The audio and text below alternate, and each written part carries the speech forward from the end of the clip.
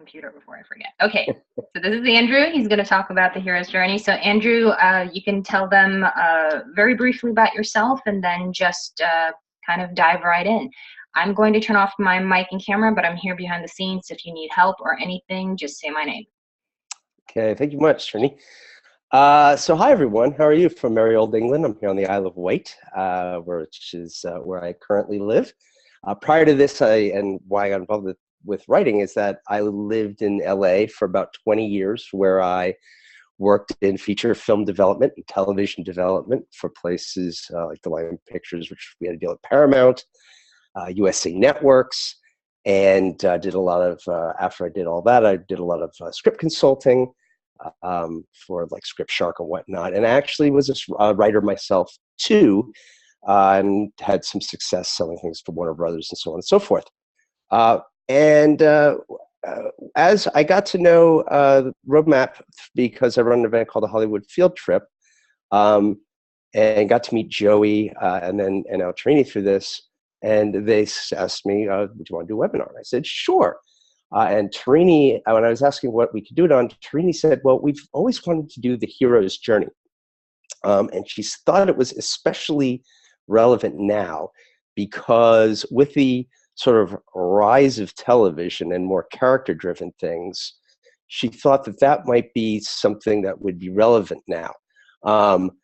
Usually, and I'll get into this in a minute, that a lot of the sort of gurus out there, they sort of tend to focus more on plot, and myself sort of guilty too. I tend to focus more on plot, where my writing partner sort of tends to focus more on character. So for me, it was great to delve into this again and just remind how the two kind of work hand in hand, and we're going to look at that. Now, I say television, but really the hero's journey works for any story. I mean, it will, whether it's features or television or documentary or, just a mythical tale, going to the camp, telling something around a campfire, or you ate eggs that morning, telling that story. It follows this pattern, and that's what we're going to explore today. So why don't we get started? Oh, I should also say that I'm going to make some references to one film in particular, some others that hit the various points, and if I can think of there's some television points in there too that I want to hit too. But I think since we're sort of pressed for time, and there's a lot of material to cover, let's go through it, and we're going to go through it fairly quickly. But from what I understand, you can record. There's recording that you can access after this, so you can really get in there and parse what I had to say, and pick it apart and really get all the juicy bits out of it. Okay, that said, let's get started, and hopefully I'm doing this right. So, okay. Can you all see? Hopefully you all can see this now. So, yeah, I hope you can all see that now. And this is, if I may, oops, sorry, that didn't work out. It's not working how I wanted it to work out. How do I get out of this? Okay, so hang on one second. All that, and it did, there we go. Now this is where I wanted to start. I lost all my tricks there. Okay, so the hero's journey. As I said, the hero's journey was brought to us by a man named Joseph Campbell, who basically looked at a whole bunch of, he's an academic who wanted to break down myth and folktale and various other things to find and see, are there any commonalities to these sort of things? And he discovered that the heroes of these stories go through a certain cycle of paths. And as he said, and as I said, it's very much focused on character as opposed to, say, something like the Sid Field paradigm, which you see here with your inciting incident, plot point one, and pinches, and so on and so forth. Or Lakeside, or say the Cat Beat Sheet, which is also focuses on more story plot points and character, although things like Dark Night of the Soul and so on and so forth are more character-y kind of things. But what Joseph Campbell focused on was, as I said, was that. Now, here he is. That's Joseph, the man, the myth, the legend, and a no more apt title for a man who studied myths and legends. He was, active more in the 60s and 50s, 60s, and 70s. And here are the phases of the journey. So instead of it being, story beats, like, citing incident, pinch one, act one break, midpoint, so on and so forth, he chronicled these sort of 12 points. You start in the ordinary world, then you hear the call to adventure, the refusal of the call, meeting with the mentor, crossing the threshold, test allies and enemies, approach to inmost cave, the ordeal, reward, seizing the sword, the road back, resurrection, and return with the elixir, which sounds very mystical. We will get into what all this means first, but what's more important about this is that this has been so studied that if you just Googled it, you will find a myriad of different ways of people exploring this, and they'll even use slightly different terms for everything, but it all is based on this. In fact, if you do Google it, you'll find out that it always seems to be, this cycle seems to be in a circle. So you might find something that looks like this, right? Where you come down here, down the right-hand side, and you go through all these different phases, right? Ordinary world, special world, we'll talk about that. Or you might find something that looks like that, which, has even broken it up into a little bit where they put the call to adventure as its own little quadrant up here on the upper right-hand corner. It's all kind of doing the same thing. But what I found when I was looking through this, I found that one, which I thought was kind of fun because, it's got your little hero at the top and, your little scary tentacles down here where death and rebirth are. And we'll talk about what all that means, but it's all kind of doing the same thing, even though some of the words are kind of the same. So in the discussion, I will try to use as many of the original 12 as possible, along with these, so we don't get lost. And in addition, I'm going to take Sid Field's beats, main points, and Save the Cat's main points, and put it alongside of it, so you can kind of see how they roughly line up with one another, and that'll show you how story and character arc kind of go together. And also remember that we're looking at how the characters do things, not necessarily the plot points, but the internal and external motivations of the characters and how that relates to the story. Okay? Now, this movie is probably the most famous film that used the writer's journey as it. George Lucas virtually went beat by beat. At all those points, he put it up. But whenever someone discusses this movie, the hero's journey, they always do this film. And it's so overdone that I wanted to try to do something, sort of a modern thing of take on that, which is that. So the main plot points we're going to go through are with Guardians of the Galaxy, because it's a fun film. It follows a lot of the same, follows many of the same cycles, but it does something a little bit more interesting, which I will discuss at the end with Guardians. Now, if you haven't seen the film, first of all, go see it because it's a lot of fun. And even if you don't like Marvel superhero movies, and that's not your thing, don't worry, this one's a lot of fun, mainly because of the characters, quite frankly. They paid a lot of attention to the characters. So just to fill you in on who's who here, so you know whom I'm talking about. The person here on the far left, played by Chris Pratt, his name is Peter Quill, or Star-Lord, and he's sort of the center of the universe. He is abducted as a young child following his mother's death by people taken to this new world that he's going to be in. And he's a thief, essentially. He's now a thief as a grown man.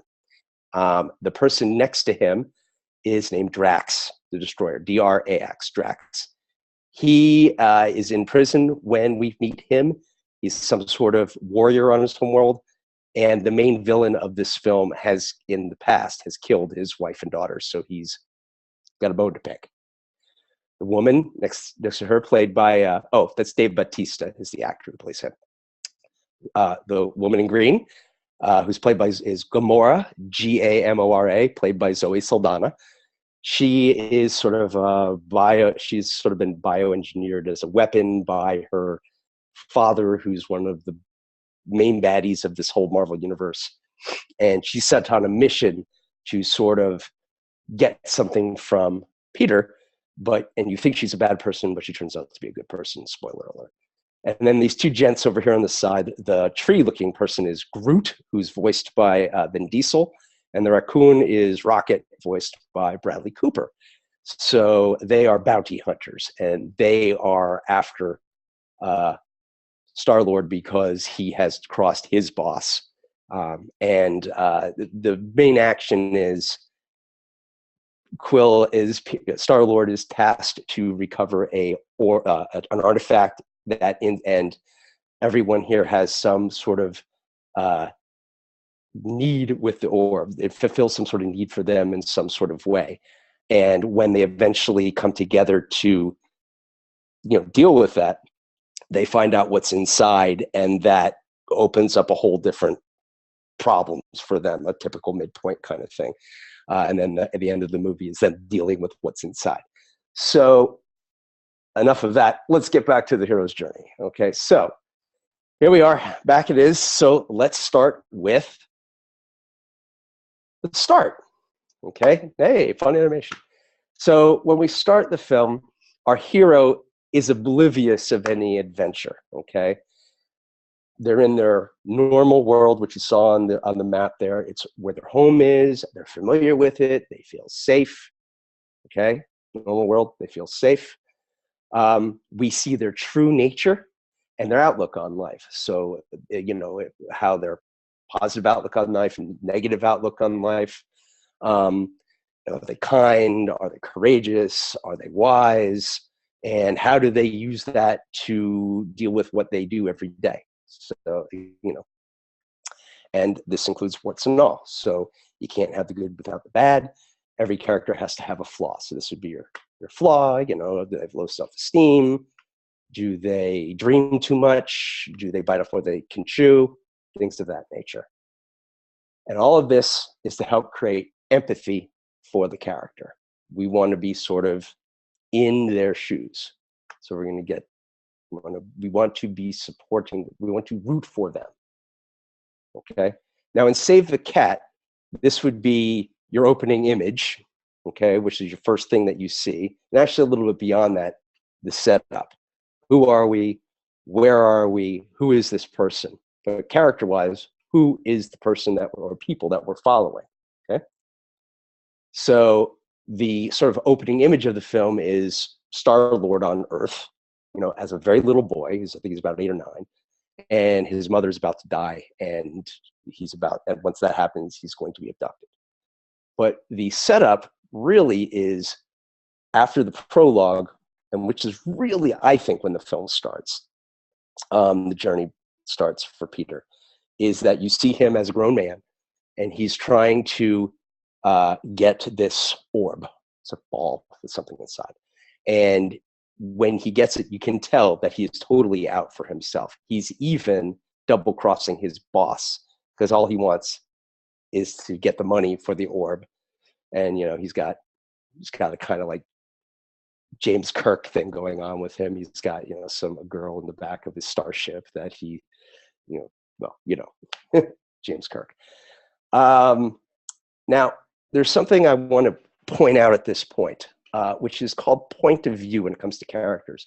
When I teach, one of the things that I've noticed that's been surprising lately among especially young writers or new writers, I should say new writers, they don't really understand the concept of point of view. I get a lot of scripts from them where you're sort of here, there, everywhere, always, and you don't get a sense of, well, who am I supposed to be rooting for?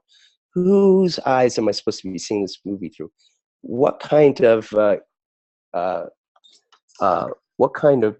password is? Who should I be following? Oh, one second, everyone. 1 second, everyone. I just need to do one thing really quick. Okay. Hey, Chris, what's your password? Password? Password? I just need to let the audio go for a second.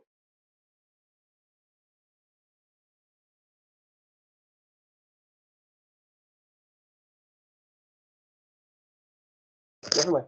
It's okay. Okay, guys, sorry about that. I apologize. I thought I needed to get a password for computer to do something later. I don't. So I apologize. Anyway, so with point of view, this helps the audience identify with the hero, and more importantly, makes you care. Okay, it makes you care. Why do you like Star Wars? Why do you like Luke Skywalker? Why do you like Harry or Sally, and when Harry met Sally? Okay. One way to achieve point of view is to have your main character in every scene, which seems sort of logical. Most movies, you see the lead characters in every scene. And that way you can sort of be with them all the way through. You see where you know where the mind is. Sometimes I would, when in my writing, if I got away from your main character too long and went off with the peripheral characters and found them so much, and a feature this is, I would get a note back that says, we've lost the thread of the main character, we've lost the feeling of the main character, we've lost the character. And that's essentially saying you've gotten away from the character's point of view. And what that means is we've lost sympathy with the main character because you're following the other ones. And then television, this is less problematic because obviously you usually have multiple characters. And so like Game of Thrones, you're going to have multiple worlds, multiple people you're going to follow. So as long as you're following that person the character in that sequence at the time, you're okay. Yeah, it allows you, and this is all to get inside their skin and allows for an emotional connection. Okay, you want to connect emotionally with the character as they're going through their journey. So in Guardians of the Galaxy, Star-Lord is really the main POV, but what it does very trickily in it, they're a bit clever if you think about it. The team is eventually done as a collective, where as they become a unit, the POV starts to become of all of them because they're together a lot, especially at the end. And they're all needed in order to be together to win. They all have to act as one. It's a very clever use of how to get many characters, their POVs, what they're going through at the end, to keep everyone focused on that. Okay, so now we've done the start, and we're going to meet to the call to adventure. Now, as they're going through, they're in the heroes in their normal world, and something happens that's a direct threat to their safety. It's usually something external. Okay, it's usually something, it can come from within, but it's usually an outside force that does this to them, okay, and challenges them. Once this happens, their world will never be the same, okay? They've been changed and everyone around them has been changed.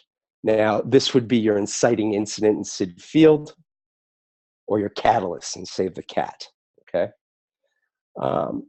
In Guardians of the Galaxy, Peter has the orb. If Star-Lord has the orb, he's taking it to the person he's going to sell it. And when he finds out what it is and who wants it, the bad guy wants it, he says, no, I'm not buying it. I'm backing out of the deal. You're on your own. So at that point, Star-Lord is in his normal world. He thinks everything's fine. I'm a rogue. I'm a funny guy. I'm a good thief. I've got my orb. Everything's fine. I don't have a care in the world. I can continue on being who I am. Wait, what, you're not? Well, what? Now what am I going to do with this thing? The call to adventure. Now what am I going to do? Okay. And he has to figure, based on his personality, what am I going to do to this thing? With this thing, sorry. Okay. Now, one of the things you saw on the list, there was something called the refusal, which you don't see on this circle thing. This is the refusal of the call. And usually what happens in the hero is once there's a call, once something strange happens to you, generally speaking, a normal person says, whoa, I got to think about this for a minute. Whoa, stop. I can't jump to action right away. And you see this a lot in films where, in Star Wars, Ben Kenobi told Luke Skywalker, you're a Jedi, or you should come with me and fight for the rebellion against the Empire. And Luke says, I can't, I'm just a farmer. I'm here. It's 1,000,000 miles away. Go on. And I don't need adventures like that. I'm not ready yet.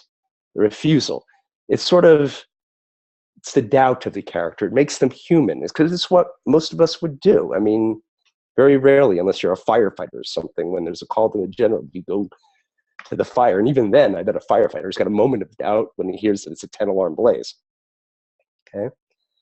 So in Save the Cat, this would be the debate section. And in Gone with the Wind, Guardians of the Galaxy, this would be there's a fight over the orb. After you can't sell it, you can't sell the orb. All those main characters that I said minus Drax fight over to get the orb for selfish reasons, or to get Peter in the bounty hunter's case, to get Peter. They're not acting as a group. Remember, they're going to be acting as a collective. They are refusing to act together to get what they want. So it's a unique way of doing it as opposed to the to the more traditional way. Okay, moving down, we have meeting a mentor. Okay, and this person gives the heroes something they need. Okay, this classic Star Wars is Ben Kenobi, the Alex Guinness character. He literally gives him a lightsaber and tells him who he is and who Luke is part of a giant opera that he doesn't know that he's part of. This person tends to shed doubt and fear of the character of the hero. Okay, and it gives them the courage to start the quest. As I said before, he had told Luke that Kenobi had told Luke, you're a great pilot. You're the son of a famous warrior. You would be great at this. Okay. Now, in Guardians of the Galaxy, there really isn't sort of a true like Obi-Wan Kenobi character, but since we're thinking them as a collective, they sort of realize that they need each other. Okay. And that's sort of, they're each mentors to Star-Lord. Each one has something that Star-Lord needs in order to move forward.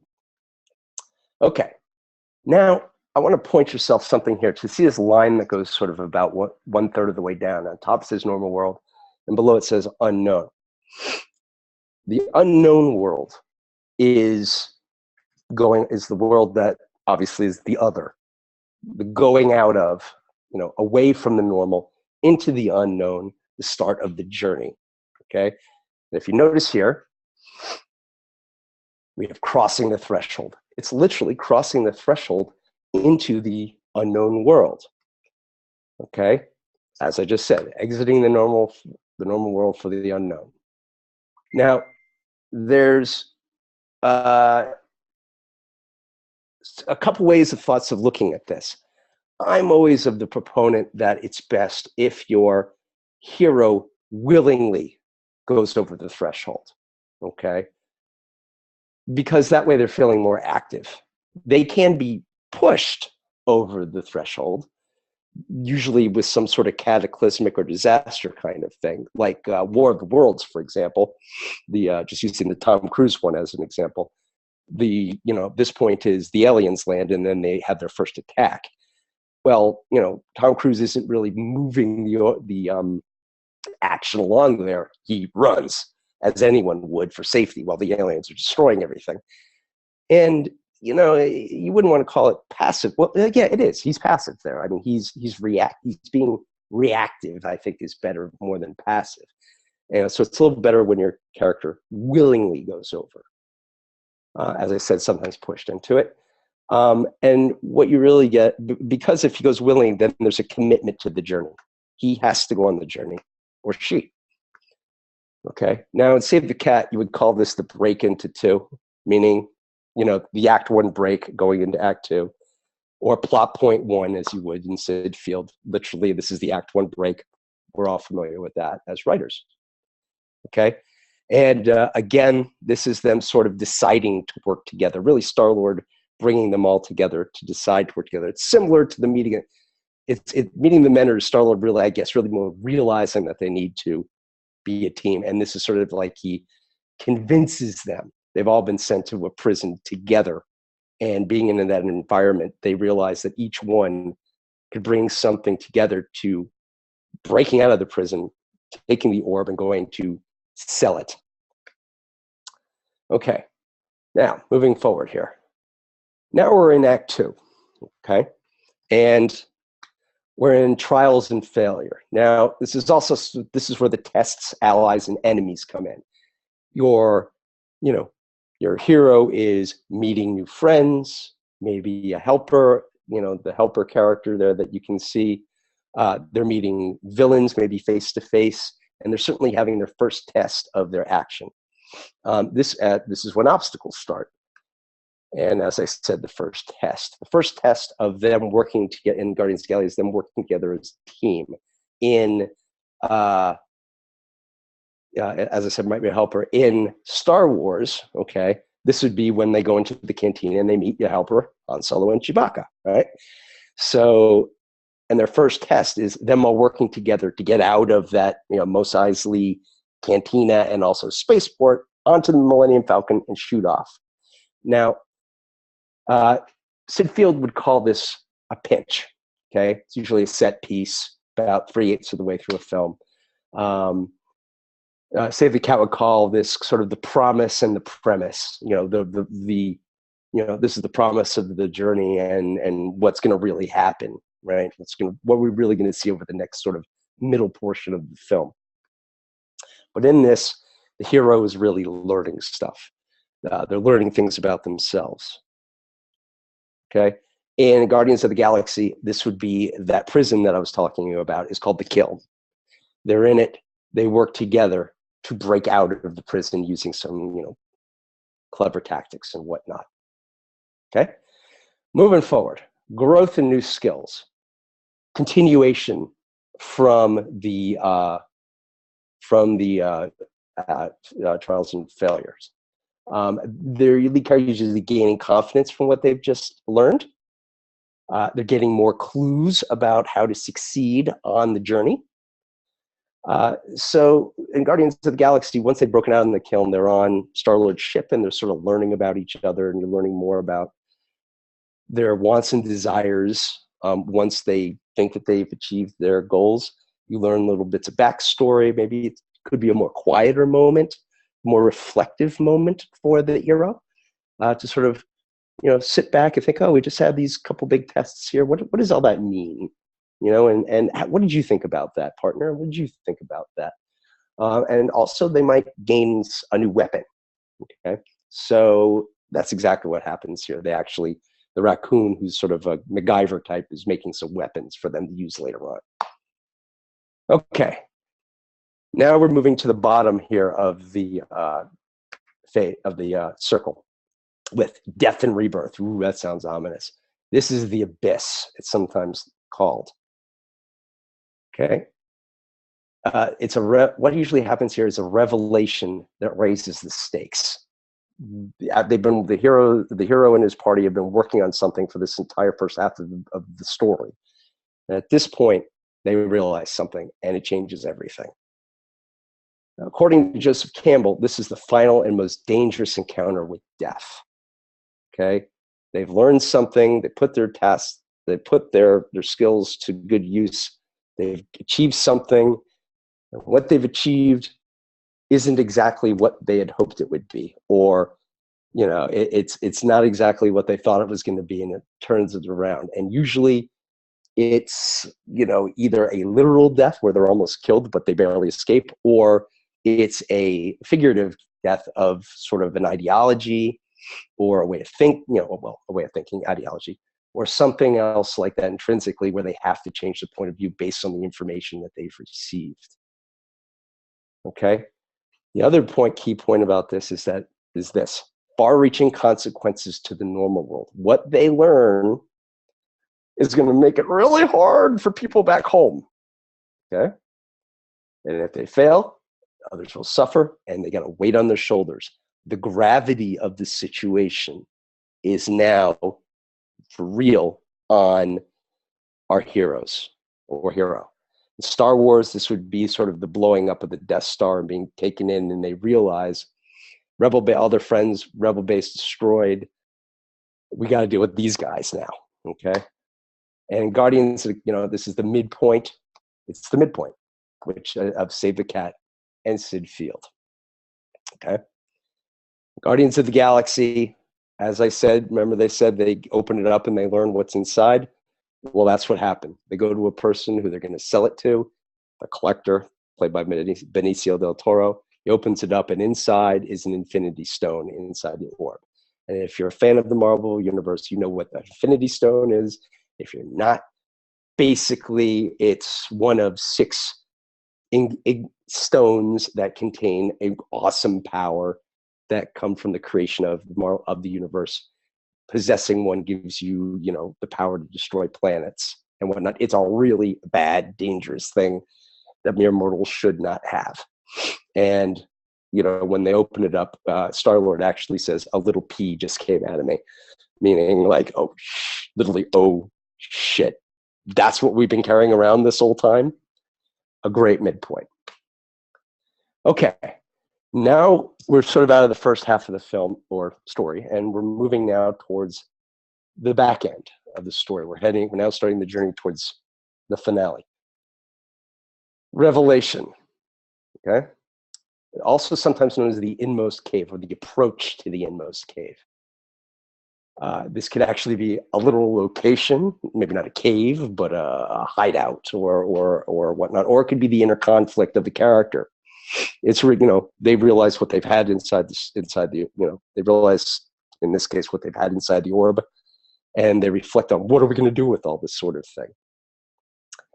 It sort of gives them final preparations for how to deal with the second half of the film. And they're going to start facing their doubts. And in Save the Cat, this would be called part of the dark night of the soul, very character thing. You're turning inwards at this point. Now having, just imagine how you would feel if you just read some really heavy news and you read some really heavy news, and then all of a sudden, you got to deal with that. Well, that's where your character's mind is right now. Yeah, you might even consider this plot point too for Sid Field. Okay, sort of the end of this sequence. Okay, in this sequence, sort of at the end of this is sort of when there's a moment where after the orb is released and they realize what's inside, the baddies come. Literally the bad guys close in, which is one of Save the Cat's beats. And Star-Lord has to make a decision to escape or save one of his friends, and he makes the decision to save. So he's sort of changing a little bit. He's finally changing. Remember how I said these things don't exactly line up in all films? Well, they don't always line up here. They don't. This is a part in Guardians of the Galaxy where they don't quite exactly line up, but we do get a big treat, which is we get a scene, which hopefully I can show you in a second, which sort of gives you all the characters' personality, sums up everything that's happened to this point, and sort of sums up the next few phases of the hero's journey as both Star-Lord singular and also Guardians as a collective. And hopefully I can show that to you in a second. Technology will let me. Okay. Finally changes. Your hero, they've had the revelation. They now are going to start to change into somebody, the person who is a better person. Those flaws that they had in the ordinary world, they're starting to get over those, or they're learning how to get over those things. There might be some sort of reward that they're given. That reward might be just confidence, or it could be a physical thing that they're given to help win.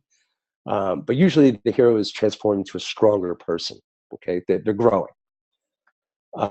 As I said, the reward could be an attribute of power, it could be insight, or it could be reconciliation, or it could be vindication, or even I saw someone wrote, I forget who it was, they said exoneration.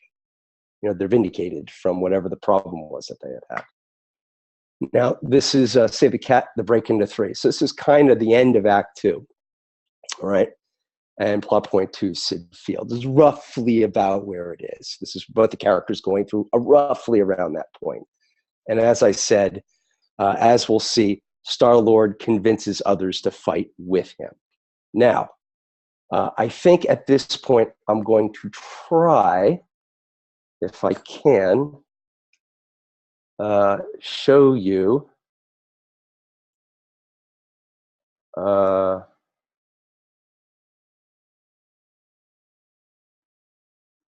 show you the clip I was talking about from Guardians of the Galaxy.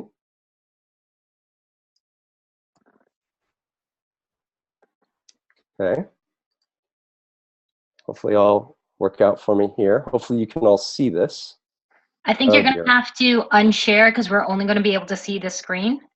Okay, so unshare. So I need to go. So to go to view options and then like stop sharing and then go back to screen share and then share the screen that has the video clip. Oh, okay. Thank you. Thank you very much. Okay, share screen. There. Let's see, make sure that's going on there. Share screen. Oh dear. Oh, I don't think this computer I'm on is not going to let me do that. It's bugger. Oh dear. So,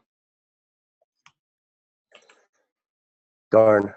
Okay, well, I'm sorry. I won't be able to show it to you. But let me sort of, if I can sort of sum it up here a little bit.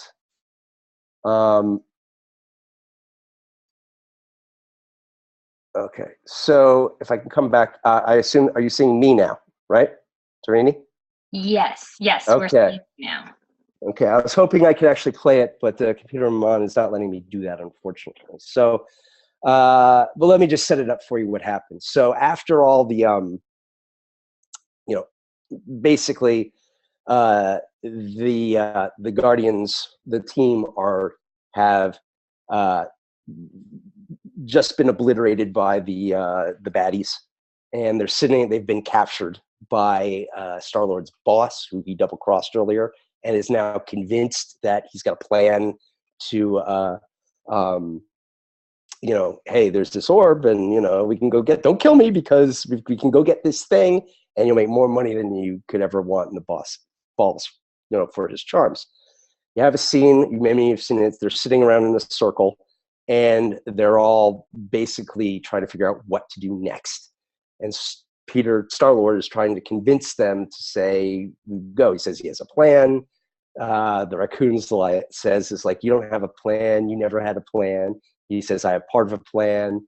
They say, what percentage of a plan do you have? He says, I have 12%. You know, it's barely a concept. And it's just a really a great dialogue. I'm kind of gutted that I can't show it to you. Many of you probably have seen it already. But there's sort of a midpoint in that scene when they basically all said, going after it would be death. Okay, we're just 5 people. We don't especially really like each other at this point, even though we've, you know, we have all these different points of views or what we want, and so on and so forth. How are we, you know, why or what are we going to do? And Star-Lord kind of brings them all together and makes a speech that says, look, we're all losers, okay? Not that we're, you know, dorks or nerds or which is the wrong thing. Not that we're, you know, losers. He says not losers at life, but we've all lost something, okay? Mostly they've all lost their families. Star-Lord's lost his mother, doesn't know his father. Drax doesn't know his wife and daughter are dead. The raccoon was made. He doesn't have a family. The tree, he seems unique. We don't know where he comes from. And Gamora doesn't really have a father. She has a sister, but not really. And they all are kind of loners. And this is a chance, he says, look, we can all come together and fight together as a family. And this is what makes the film great, in a way, from a character standpoint, because it's always been about, you think it's about Star-Lord, really it's been about all of them. It's about all of them coming together as a collective to fight together. It's the only way that they're going to succeed. It's the revelation. It's everything that should be at that moment when you've had your lowest moment. And at the first moment of Act 3, how are we going to get ourselves off the floor to go achieve our goals? Okay, so check it out if you can. You could probably see it on YouTube. Anyway, so let's get back to the hero's journey. Okay, share screen. Right. So, Trini, are you now seeing? Yeah, we see. Yep, we see the hero's journey again. Okay, hero's journey again. Okay, great. So now we're at atonement. and literally, this is kind of what I just said with Guardians of the Galaxy. The hero he admits their shortcomings. You know, I admit my flaws. You know, it's the only way we can really grow as people is to admit ourselves. This is the way we become self-actualized, to borrow a psychology term. That's what this is all about. It's going from a flawed person who doesn't really know who they are to learning something about themselves, acknowledging what's wrong with themselves, and both internally and externally, and going to a point of self-actualization. Reconciles with allies. That's exactly what happens in that scene. They all come together. And that's just what I said. Okay, the Cause Nova Corps is basically it's the sort of the really good guys in the film who in the movie whom he has to bring on side as well. Right. Well, now we're moving towards Get's Gift, also known as Return with the Elixir, which is sort of, I think, the last phase of the Joseph Campbell list. Return with the Elixir is, you know, first of all, you're sort of about to cross back into the normal world. Return with the Elixir means, you know, if you think about it, it'd be like in an Arthurian legend or Greek myth, they're returning with a sword, or they're returning with a potion, or they're returning with a spell, or they're returning something mystical. You know, elixir is literally a potion that's going to, that's it. That's the thing that they can use to take on the baddie, the big baddie that without this, they can't win. Medusa's head, for example, would be an elixir to take on the Kraken, right? So, but in doing so, you bring this back to the real world, because usually the villain or the antagonist has taken over your normal world.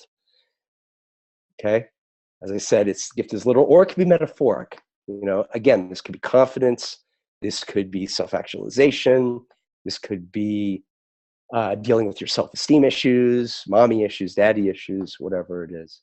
And in Guardians of the Galaxy, it's a new family is the elixir. He's got his people with him, the Guardians themselves and other allies who have joined him to fight. And he's basically, Peter's a leader. He's become a leader now. The new tape is more of a menace. If you've seen the movie, you know it's got a very unusual soundtrack. You would think it would be very sci-fi and everything, but also to make it cool is they use pop songs from the 60s and 70s as the main soundtrack. His mother has given him a mixtape right before she dies, which he plays throughout. And at this point, right before battle, right as she dies, she's given him another box. Like, so he's got this one mixtape that he plays throughout the film that he has, but he's got this other box that his mother gave him right before she died. He opens it here, and it's volume 2, a new mixtape. So if you see that the new movie's coming out, I think later this year, and it's called volume 2 because the mixtape is volume 2. So yeah, there you go. Literally, he's taking the elixir, the power of the music to go forward and fight, give him confidence. Okay. He's returned changed, back to the new normal world. Completely transformed, feels vindicated. Okay. Usually he might have to choose between a personal good and a higher cause. Usually they choose the higher cause, as has the Guardians in this case. And all character arcs and motivations are resolved at this point.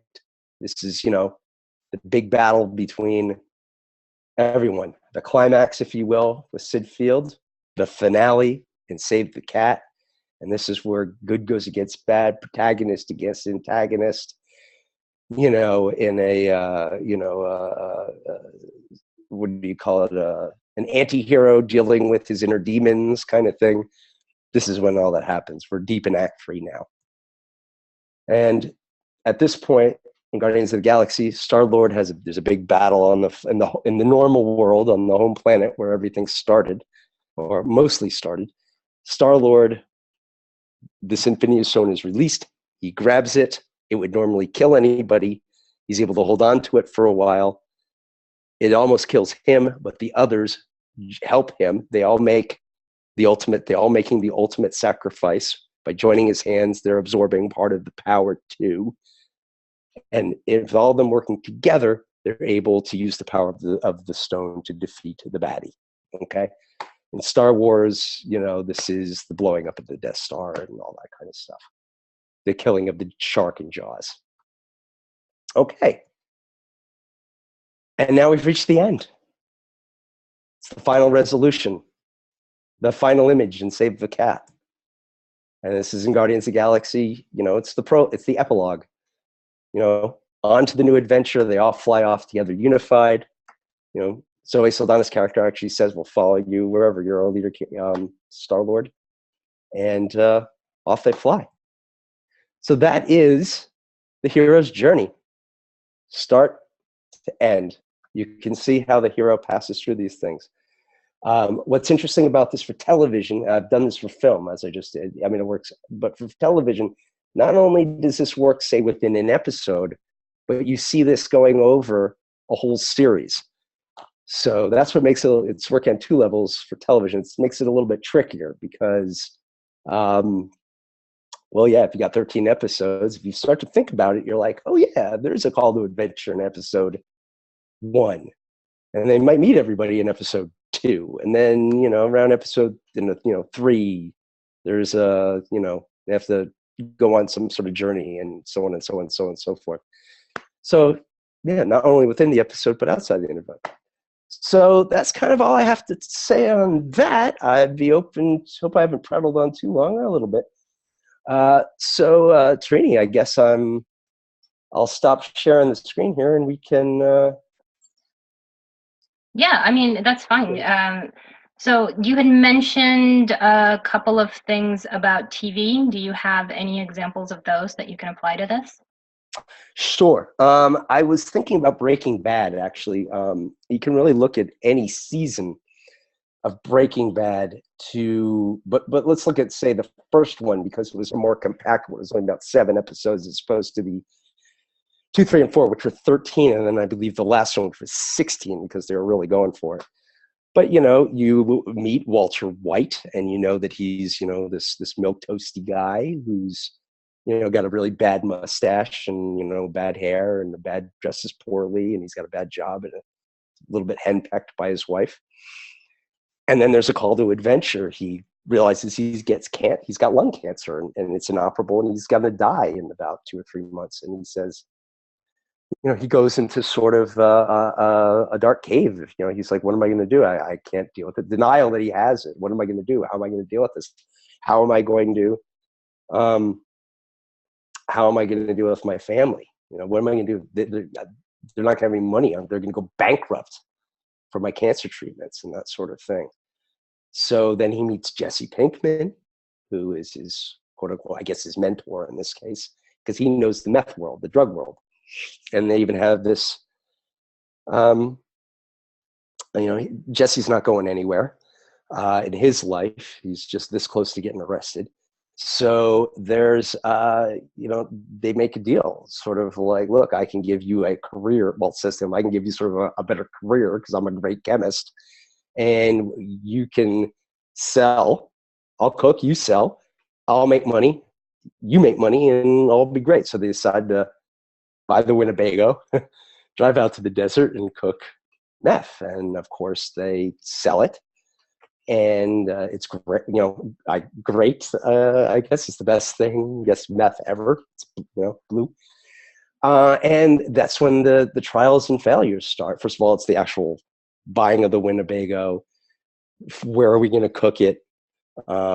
I believe there's something, they first try to cook it in Jesse's basement, and that doesn't really work. Then they buy the Winnebago, and they go out into the desert. And then they got to distribute it.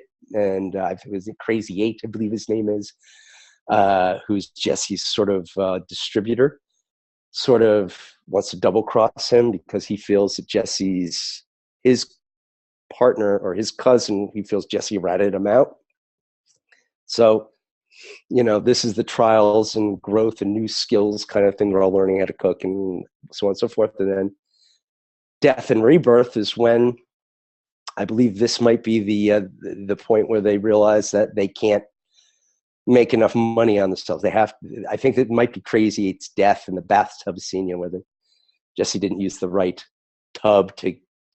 They kill Crazy Eight. They had to get rid of his body. They used the wrong tub. The bathtub scene. The bathtub crashes through the. Crashes through the floor. Lots of. But I think really what this is they realize that they need someone bigger to sell to because they can't do it themselves. They're not making enough money. And this is when Tuco comes in. And,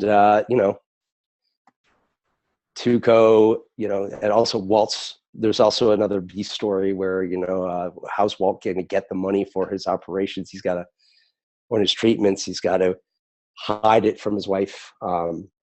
He's also got to hide it from his son. And he's balancing these two worlds, and slowly he's transforming actually by this time too. He's taking treatment, so he shaved his head. He's grown a goatee, so now he looks like more of a badass. He's no longer this teacher that no one's really listening to anymore.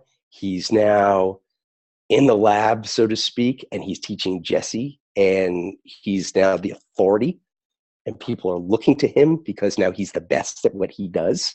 And his ego is starting to inflate and inflate and inflate, which will constantly be something, his flaw, that will go all the way through this first season, and also all the following seasons that happen, of course, culminates, in season 5. And just coming down the back half of this circle here, the back half of the circle is trying to remember the plot, but he gets ripped off by Tuco. He has to, blow up Tuco's, Jesse gets beaten up really badly. That's sort of the revelation, sort of like the end of Act 2 of everything, where, Dark Night of the Soul, Jesse's beaten up. He has to go in and get the money, and Jesse's been robbed by Tuco. He has to get the money and the drugs back and make a deal with Tuco to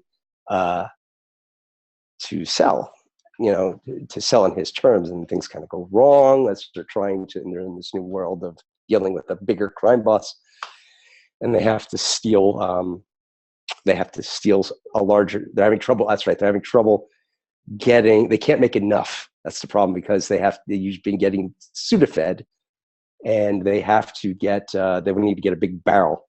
So he and Jesse have to work together to get this big barrel of the meth, whatever they make meth out of, whatever that is. And, they're carrying around, they have to do this midnight robbery. But basically, you see now that it's one thing to do, just make meth and you're making it in your lab, and that's all fine, you're badass. But now he's going to theft, okay? And he's breaking into warehouses, and it's this culmination, this change, as Vince Gilligan said, of Mr. Chips into Scarface. So he eventually makes the required amount for Tuco. It's sort of return. The gift is getting the gift is that vat of that new barrel of meth. He returns changed because they can now complete the task. He's now turned into a sort of a real badass himself, and he gives the drugs to Tuco's more than happy to have it. And that's sort of the end, but not quite, because it's television, so you have to carry it over to the next season. And, Tuco beats the crap out of one of his henchmen, sort of leaves him for dead, and drives off.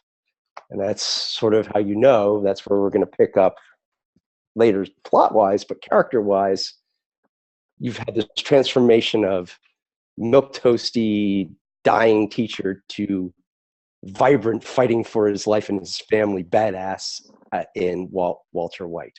And even Jesse's changed too. He's gone from punk skate rat, not really caring, doing it fly by night, and he's kind of grown up too, because he's now done it properly. He's learned some chemistry. He's physically being beaten up, and you're going to grow from that. He grows from that too. And in the end, and they kind of realize there's a bigger world out here that we're just getting into, and we got to take this way more seriously. It's not a lark, and we might not be able to get out as easily as possible. So there, television. So the question was, so doesn't it actually work on 3 levels, by episode, by season, and by series arc? I think in reference Episode by season. Oh yeah, by episode, by season, and by series arc. yeah, absolutely, the whole thing. The whole thing. And the last one's hard because you don't know how many seasons you're going to have. So I'm sure there's, Vince Gilligan or any other showrunner sitting there going, probably got that clicking in his mind. What's saying how, when we do a new season, especially if you get into later seasons, because you might have only made a Bible for maybe seasons 1 through 3 or 1 through 5. But what happens when you get to 6, 7, 8, or 9?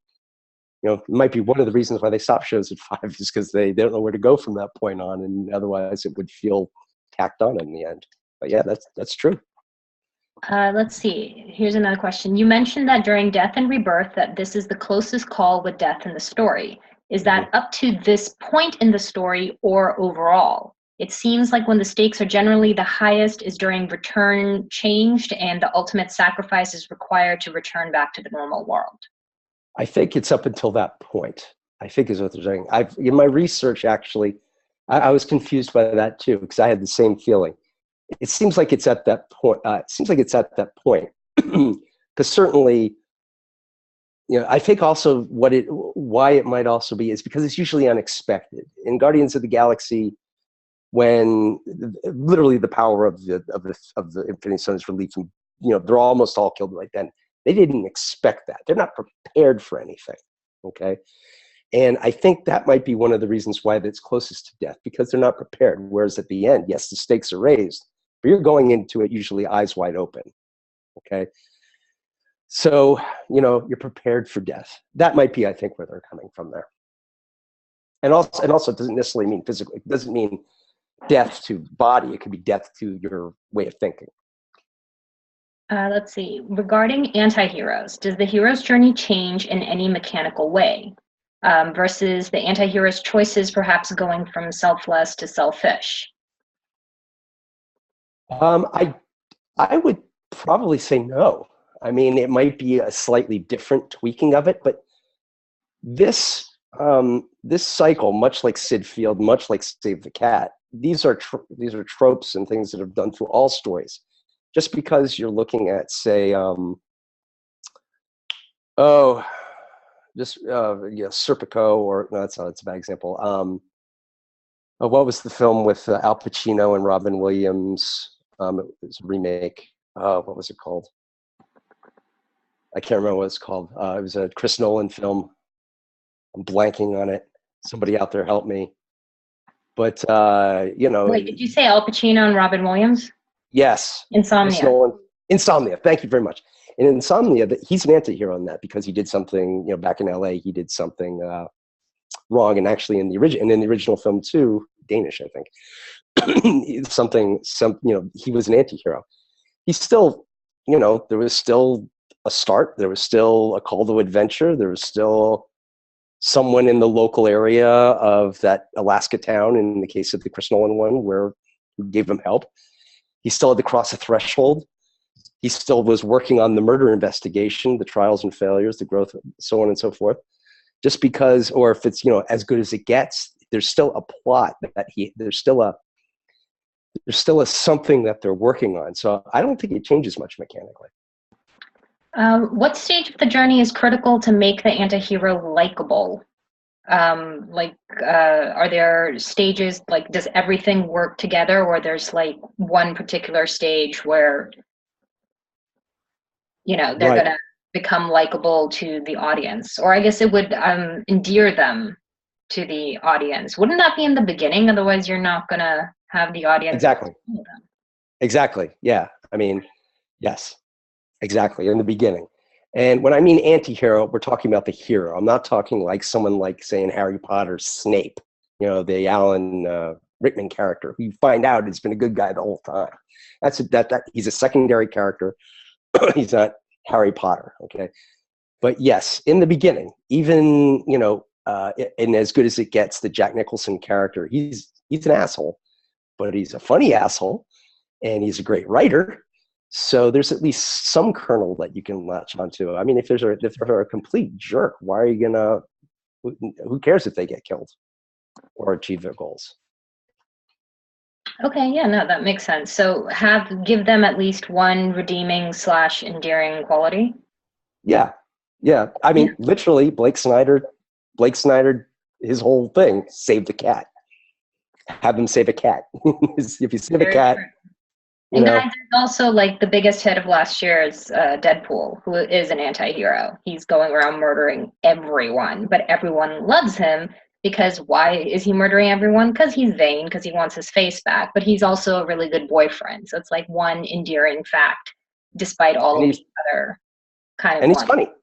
He's And funny. he's funny. So Yeah, make your anti-hero funny, and then everyone will forgive you. yeah. Um, can you And then I apply? would also just add on to that with anti-heroes is, do the unexpected. Deadpool was the prime example of that. They took what I've been talking about, Guardians of the Galaxy, flipped it on its head and gave you a guy with a bad face who's killing everybody. And But do they still follow the hero's journey with Deadpool? absolutely, absolutely, Okay. absolutely, Can you apply the hero's journey to dramas? of course. Can you think of any examples? Um, okay, let's see. What's a drama that I see that I can actually remember all of it?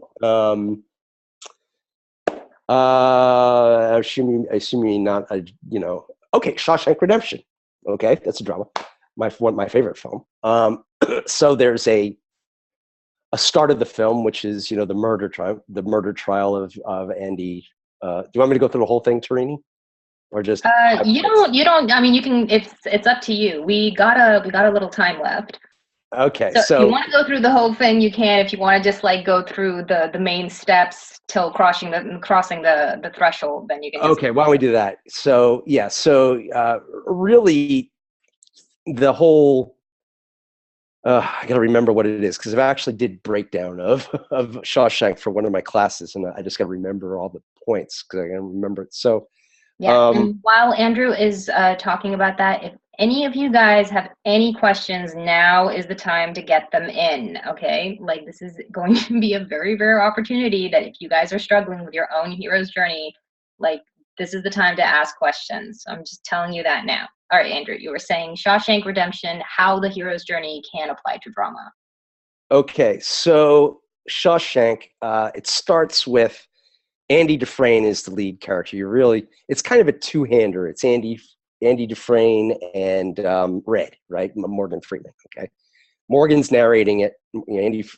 Red's narrating it, and but you see what happens to Andy, how he ended up murdering his wife, and the evidence was kind of circumstantial. But he's a cold fish. He's very cool. He's very collected. He feels like he's above all this because he feels like, even he is a moment of passion.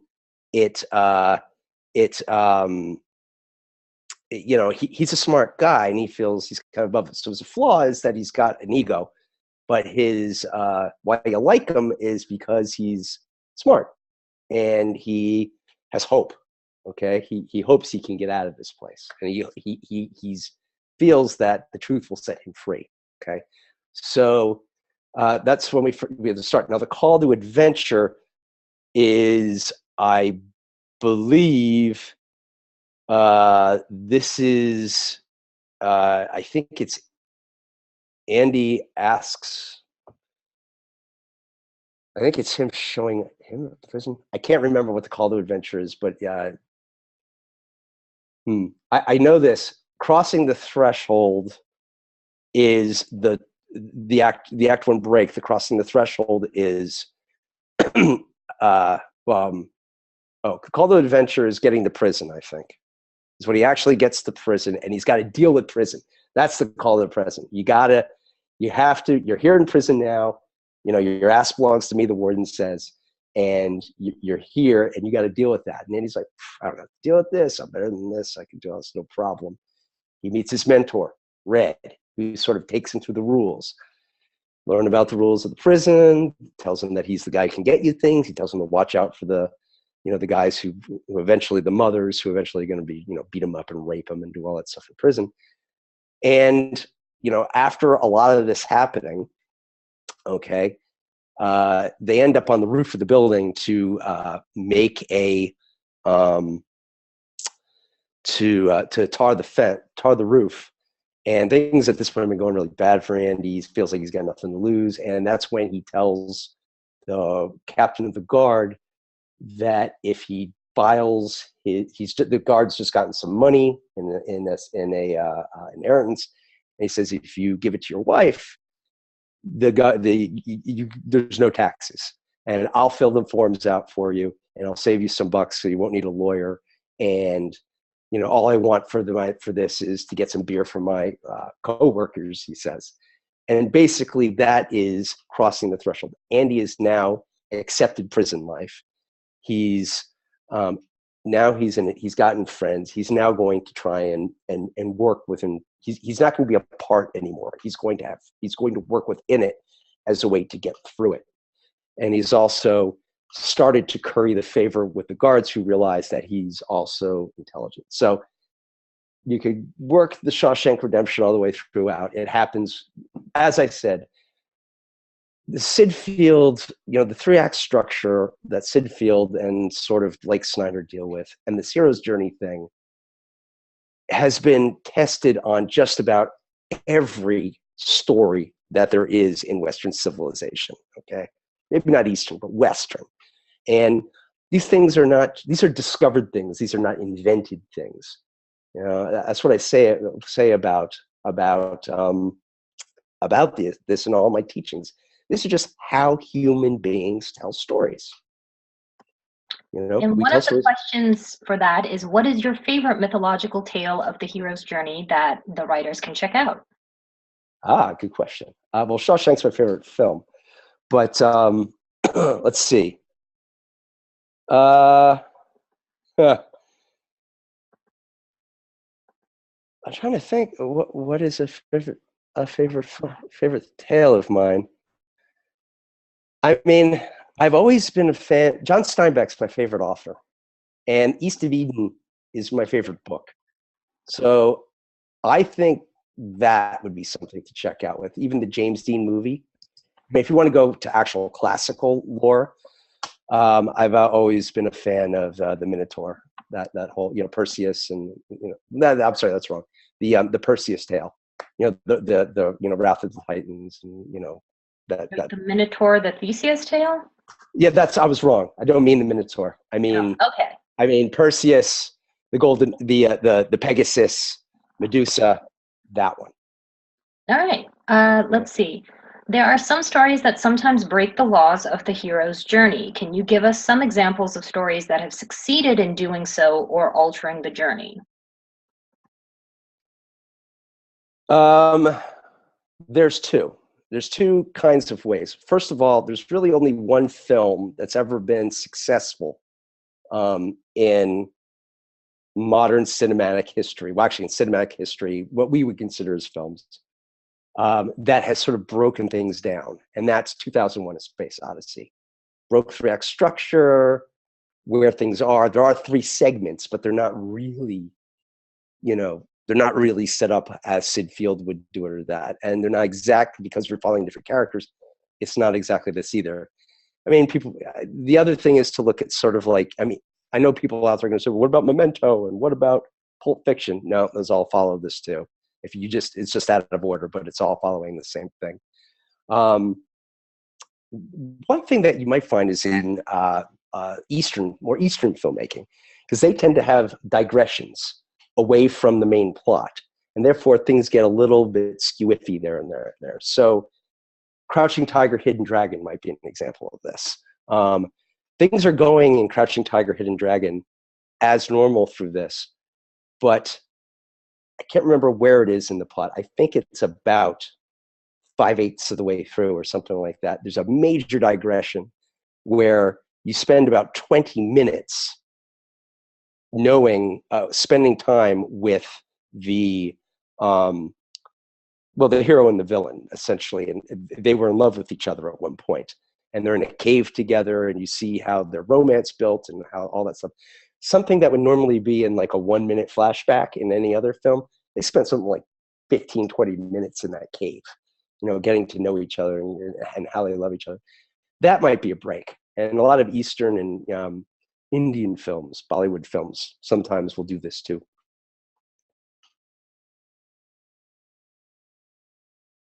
Hello? Sorry. Do you have some suggestions for the hero's journey in comedy and romantic comedy? Oh yeah, pretty much anyone that you know, anyone you can think of will follow this. I mean, you know, you know, any Jim Carrey movie, any Will Ferrell movie, as broad as they are, to a Woody Allen film, anyone, they'll all follow this. Liar, liar, ballot, you know, even Anchorman, even though it gets a little, you know, surrealistic at times, it still follows this. Ron Burgundy still goes through this cycle. Um, Woody Allen's characters do the same thing too. It's just on a higher level. You know, Judd Apatow, his movies. There's always a person. Something happens. They have to deal with it. They choose to deal with it, and in dealing with it, the things on sort of like the, you know, the southeastern portion of the circle happen, and so on and so forth. And then there's a big finale where they learn everything. It's all the same. Let's The, see. the trick, Tarini, if I might say, the trick out there, guys, is this: if you know it's happening and you can see it happening, it's a bad movie. If you can watch the movie and you know it's happening, but you're not thinking about the movie because you're enjoying what's happened because you're being surprised, that's a good movie or a good story or a good TV show. Very true. Okay, something is muddy to me. Campbell's stages with respect to numbers 9 through 12 seem like they could converge into a single scene, e.g. Lester Burnham. Many of the stages seem the same way. They effectively merge and exist within a single scene. Is it okay to do this, or is it quote unquote good to try to isolate each stage and make it its own moment or scene, or does it depend? The answer is that it depends. You could be George Lucas and do it in boom, boom, boom, point, point, point by point all the way through. But, you know, it really depends on the story you're trying to tell. As I said in Guardians of the Galaxy, they did, you know, you said 9 through 12, but sort of, I'm going to guess 7 through 9 or something like that. They all kind of lumped in within about 5 minutes of 7 minutes of each other, so ending with that circle scene that I unfortunately couldn't show you.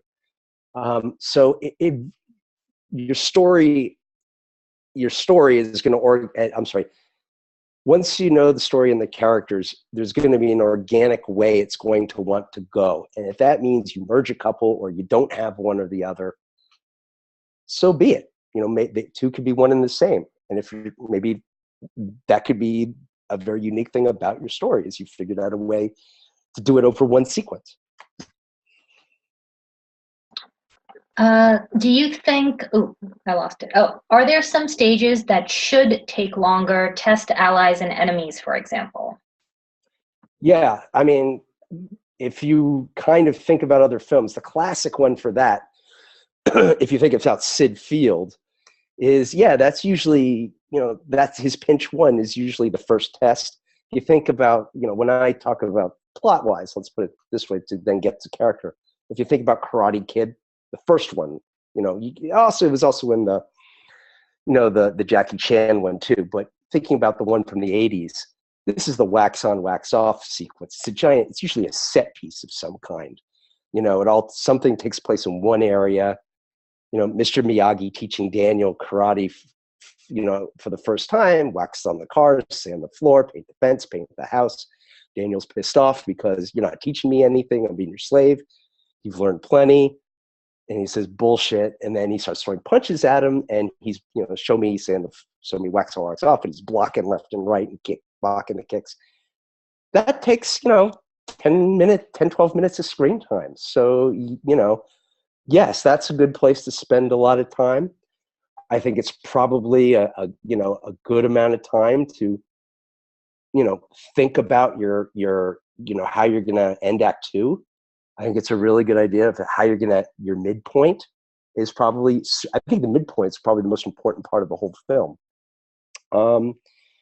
And, you know, to take your time and be very creative about the characters when you first meet them. What are you doing is unique? What are you doing that draws us into these people? You know, how are they working with the people around them? That sort of thing. Uh, Sorry, my Q&A box keeps on going full screen. Let me see. Uh, I always thought that Red was the protagonist in Shawshank because it's from his point of view. He does all the voiceover throughout the film. Yes or no? Oh, it's a tricky one. You can go back and forth. I guess but here's the real question about that is, I can see that and why I said it's kind of it's a weird, a two-hander, they call it, two leads. Someone's romantic comedies, you have When Harry Met Sally, the two leads going forward. But the real question to ask yourself about whose POV it is and who the protagonist is who is the person who has to change the most in the movie and who has the most obstacles thrown against them in the film to get to the very end, to ultimately change at the end. It's Andy. Okay, Red changes very late in the film. Okay, Red doesn't really change and garner hope until he leaves the prison. Okay, Andy has to, and he's an institutional man, as he says. He's kind of the same all the way out. It's only through having experienced Andy that he changes at the very end. Meanwhile, Andy, well, he's had to change from, basically day one, as soon as the murder trial ends and they slam the door on him. So he's really the protagonist, even though Red is narrating. In fact, that's a common trick that happens a lot in films. You have a narrator who's sort of experienced thing, but it's really the protagonist is really someone else. Do you think Lion breaks the three-act structure? I haven't seen Lion, so I can't comment on it. Julianne, I read that script, and I think it follows the three-act structure. I know it kind of seems like it doesn't, but it breaks it down like really. There's a pattern. It follows three-act structure, in my opinion. And finally, do you think films that don't hit on the hero's journey are difficult to follow by audiences as it seems embedded in our very psyche? Probably. My guess is that you're going to, because unless you're not human, which I assume that you are, and your audience isn't human, which they probably are, they're sort of naturally ingrained to expect this. As I said, it's just how we tell stories. The rises and falls of the three-act structure, the rises and falls of the hero's journey have been how we've been telling stories since we came out of the caves. And many people have tried to break it. Most people fail. Most people when they lose the plot. I've tried to do it in my own writing and have gone mad trying to figure out things. It ends up usually being a mess. And especially if you're someone who's new to the craft, I would urge you, don't try and reinvent the wheel, until you know how to build the wheel first. Okay, but why is a predictable hero's journey so dissatisfying? Is that a product of the times, or is that dissatisfaction also something primal? I don't think it's primal. I think that more than likely, if you have a dissatisfaction with the hero's journey, it's a story that hasn't been very creative, or hasn't been, is predictable. Like, it's more like, it's what I said before. You knew what was going to happen before it happened because, the authors and the filmmakers didn't, or storytellers didn't. They went with an obvious choice, maybe, or maybe they explored something that's been explored many times, or they've done the thing that you would expect them to do. So my guess is it's more in the actual storytelling than the paradigm, because I guarantee you, your favorite film that when you first saw blew your mind followed this. So it was satisfying then. Okay, I think those are all the questions because the box has finally stopped lighting up. And guys, if you want, you can always read more about Joseph Campbell. He breaks down mythologies in a lot of his books, and he compares different cultures even, and you'll see patterns there's even stuff like the forbidden fruit with Adam and Eve. You have Pandora's box. It's the same kind of It's the same kind of theme, so it's a really interesting read if you guys are interested. And Andrew is available for consults and things like that. So if you want him to take an in-depth look at your script, definitely hit up myself or Joey, and we will arrange that for you. Andrew, thank you so much for your time and for your expertise. And yeah, everyone will get the recording later. And I see lots of compliments in the chat for you. So, all Oh, right. that's nice. I hope it, guys, I hope it was useful. That's all I ever want to be. And, you know, please feel free, you know, I hope to hear from you all soon. And take care. All right. Thanks. Bye, guys. Bye.